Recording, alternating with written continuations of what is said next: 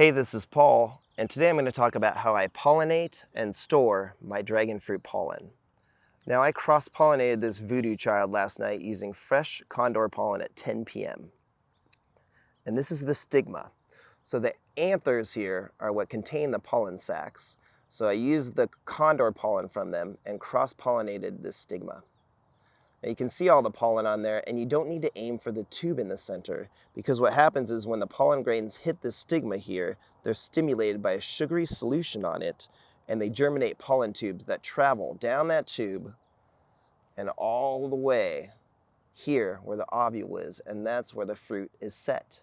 And that's what happens with these beautiful flowers. And then after about 5 days, you're going to see them look like this. So this fruit has set about 6 days ago, and then it's ready to just be broken off, as you can see. And then the stigma will slowly dry up and fall off. So that's sort of the process, and you can see here, look at the pollen I collected last night from just 2 flowers. So let's talk about how I do that. Okay, so last night between dusk and about 10 p.m., which is my favorite time, is that I'll put this under there and I'll slowly use one of my children's paintbrushes to gather and collect the pollen. Now, especially if it's self-fertile, you really don't want to get its own pollen on the stigma if at all possible. You want to cross-pollinate with another variety whenever you can.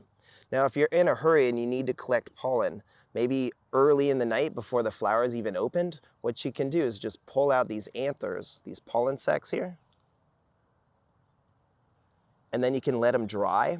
And then you can shake them up or agitate them, and then the pollen will come off. You can see some of it on my fingers. Now, usually, I don't see any bees yet, but usually by dawn, if I wait to get the pollen in the morning, sometimes the bees will beat me, especially when it's a hot, dry summer. The bees will literally come and take all the pollen before I wake up. So that's why I like to collect my pollen in the evening between dusk and about 10 p.m. 10 p.m. is my favorite time. So what I did is I collected this pollen and I just sat it on our kitchen countertop overnight to dry. So it dries out. So imagine that being my kitchen countertop. I just set it there and let it dry, and this is what it looks like in the morning. So it's a bit more, it's not as powdery. You can see that what it is, it kind of clumps. I'd call it clumpy. So see how it clumps? And so this is the perfect time to store it in the refrigerator. So I'm going to show you what I do next. Okay, so now I like to agitate the pollen. I'm in the fridge. And try to just scrape as much as I can into this plastic receptacle. This is actually what I use from laundry detergent here. I washed it out really well because I like using these because they have these little spouts here, and I can bend it and dump the pollen, most of it, in pretty easily and save most of it. And I put it into these little plastic storage tubes that a friend gave me. And you can see I write the date and I write the notes for what type of pollen it is. And the key is you make sure it's dries overnight.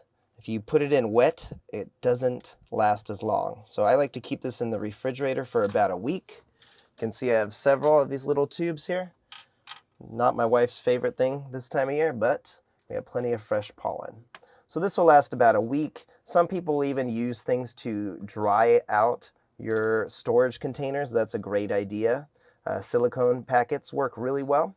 But this is what I do, and I've been 100% successful for the past few seasons using this strategy. Now, if I need pollen later, you can toss it in the freezer, but I would definitely wrap it up. I usually wrap it up in a paper towel and then a couple freezer Ziploc bags and toss it into the freezer. Now the problem is when you toss it in the freezer is that I noticed that the pollen will kind of make smaller fruit when you use frozen pollen than using fresh or refrigerated pollen.